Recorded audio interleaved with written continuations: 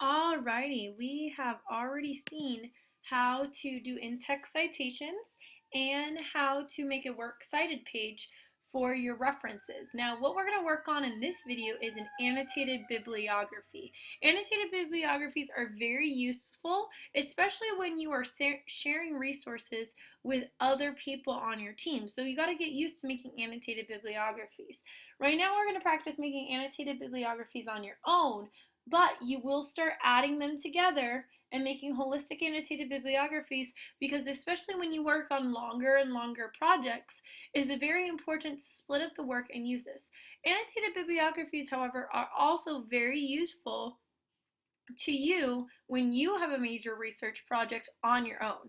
So, questions coming to mind, right? What is an annotated bibliography? Why do I use it? How do I use it? How do I make it? Well, the first thing you got to know is, what's a bibliography? Well, a bibliography is essentially a list of sources, very much like a works cited page. Another term you could call a works cited page is a bibliography, okay?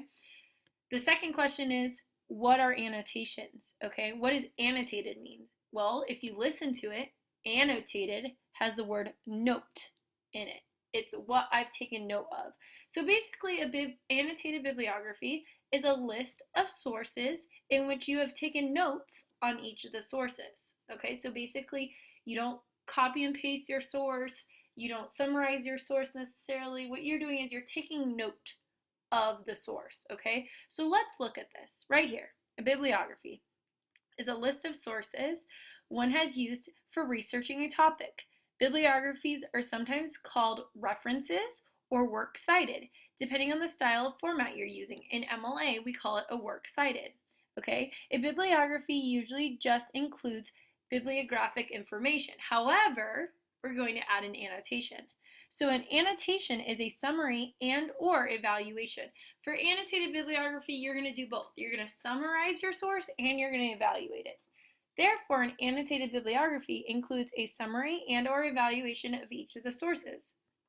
Depending on your project or the assignment, your annotations may do one or more of the following. So, depending on how you need to use it, I'm going to have you practice all three of these to the best of your ability. You're going to try out each of these three steps.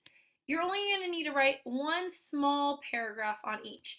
One sentence that summarizes, one sentence that assesses, and one sentence that reflects. If you want to write more than that, of course, feel free to. But for my purposes, you're going to need to write one sentence each.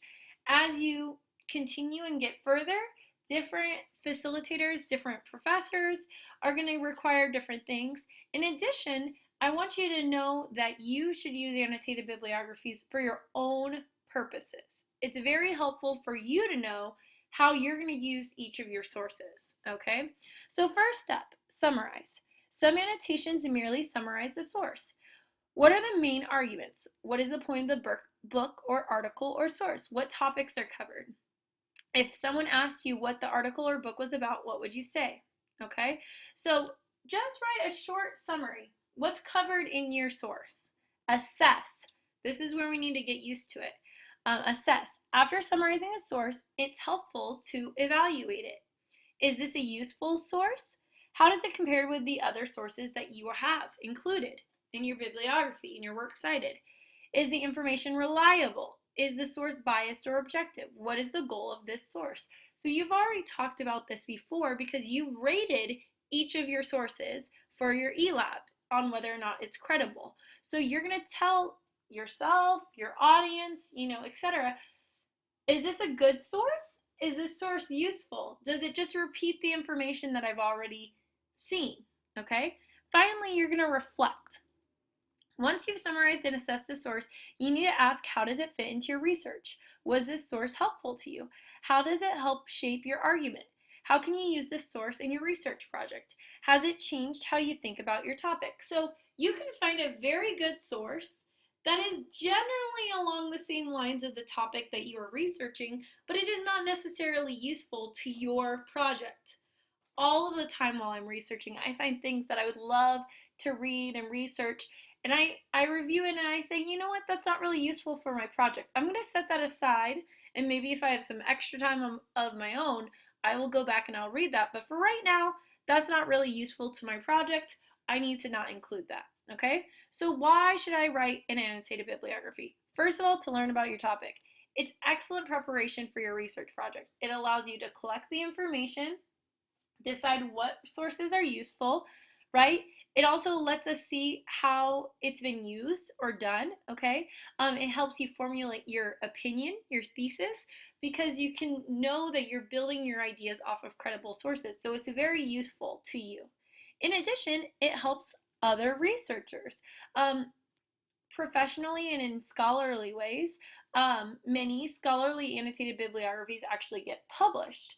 You guys probably will not be going that most extensively. However, in your team projects, you will need to get used to doing annotated bibliographies so that you can share some of the responsibility among your teammates, right? If each of you cover different sources, your sources might be helpful to one another. Why do double the work? Why have two people do the same work? Why not split up the work and then share out a summary with one another so that you can use each other's sources in the best means possible? Okay, so it's very helpful when you're doing a team project, which you will come across over and over again. Okay, so format. The format of an annotated bibliography can vary. So if you're doing one for a class, it's important to ask for specific guidelines. This is very important.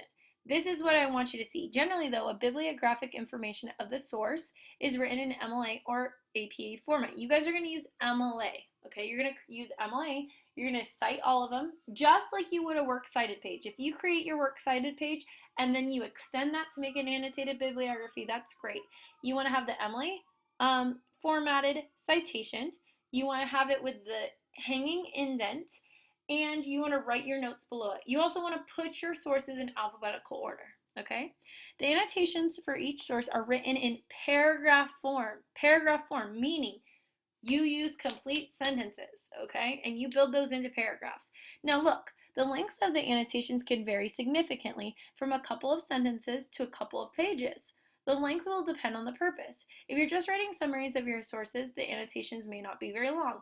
However, if you're writing extensive analysis of each source, you may need more space. You can focus your annotations for your own need. A few sentences of general summary followed by several sentences of how you can fit the work into your larger paper or project can serve you very well as you go to draft. So, you only need to write 3 sentences. I want 1 sentence minimum that summarizes what are the main points of this source, okay? How do I know if it's credible? Is it credible? Is it useful?